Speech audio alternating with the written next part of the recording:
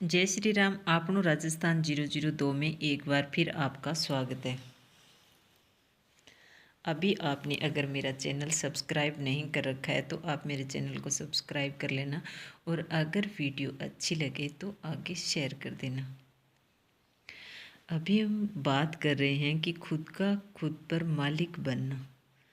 हम अभी खुद के मालिक नहीं हैं, हम गुलाम हैं। हम दूसरों के कहने से हमारे मन की स्थिति बिगड़ जाती है। हम सही से डिसीजन नहीं ले पाते हैं, हमारा मन डगमगा जाता है।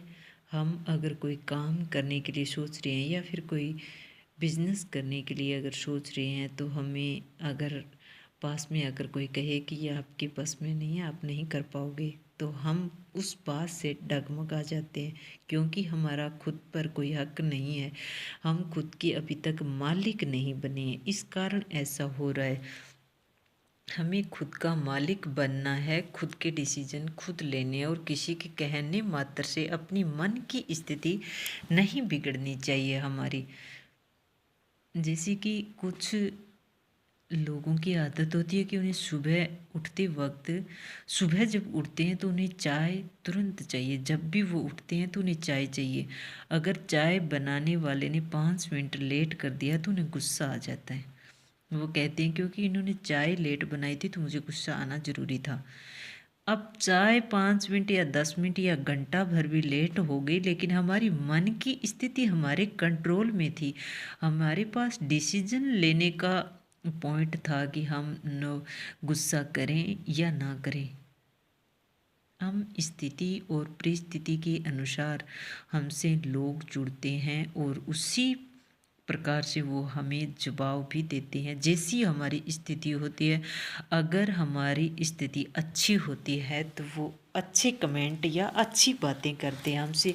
अगर मान लीजिए कि हम थोड़ा बहुत भी आउट हो गए, हमारी स्थिति आउट ऑफ कंट्रोल है, कोई वजह से हो सकती है, हमारी स्थिति में थोड़ा बदलाव आएगा तो लोग भी बदल जाएंगे। वही लोग बदल जाएंगे जो पहले हमसे बड़ी बड़ी बात कर रहे थे, वही लोग हमें उल्टा बोलेंगे। तो क्या हमें उन लोगों की बातों से हमारे मन को परिवर्तन करना चाहिए या नहीं करना चाहिए? मुझे लगता है नहीं करना चाहिए। कोई कुछ भी कह सकता है। हम इतनी बड़ी सोसाइटी में रहते हैं, हमारे आसपास जो भी लोग हैं वो कुछ ना कुछ तो कहेंगे। ये तो श्योर है कि वो लोग कहेंगे। उन कुछ लोग ऐसे होते हैं सोसाइटी में जिनका वर्क ही सिर्फ इतना ही होता है, कहने मात्र का। अब डिसीजन हमारे ऊपर है कि हमें उनकी बातों से प्रभाव होना चाहिए या नहीं होना चाहिए, उनकी बात पर गौर करना चाहिए या नहीं करना चाहिए। वो बात हमारे लिए कितनी अच्छी है, कितनी अच्छी नहीं है, वो हम पर होता है। हमें गुस्सा करना चाहिए या नहीं करना चाहिए। किसी के कहने से गुस्सा आए तो मतलब कि हमारा खुद पर कंट्रोल नहीं है, हम गुलाम हैं दूसरे के। हम पर कोई कंट्रोल नहीं है, हमें सिर्फ कहने मात्र से गुस्सा आ जाता है। और वो लोग अगर अच्छी बात कहे तो हम खुश हो जाते हैं, बुरी बात कहे तो हम डिप्रेशन में आ जाते हैं, इतने कि संभल ही नहीं पाते हैं।